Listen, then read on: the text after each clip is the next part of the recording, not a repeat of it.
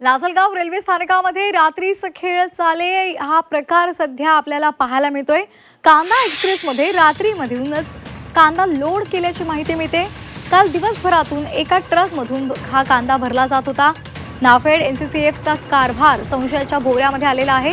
Lasalgaon railway स्थानकावर रात्री 12 वाजताच्या सुमारास मालगाड्यांमध्ये कांदा हा भरला जात होता आणि त्यामुळे त्यावर प्रश्न उपस्थित झालेले आहेत। दुपारी मीडियासमोर उभ्या असलेल्या मालगाडीमध्ये केवळ 20 क्विंटल कांदा लोड केला गेला। मंगळवारी तब्बल 840 मेट्रिक टन कांदा हा दिल्लीसाठी रवाना होणार असल्याची माहिती मिळाली। मात्र दिवसभरात रेल्वे स्थानकावर केवळ एकच कांद्याचा ट्रक दाखल झाला।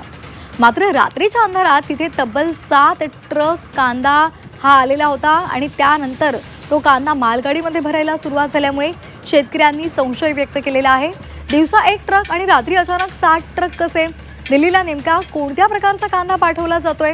नाफेड एनसीसीएफच्या माध्यमातून खरेदी केलेल्या कांद्यांसंदर्भात कांदा उत्पादक शेतकऱ्यांनी हा गंभीर प्रश्न उपस्थित केला आहे।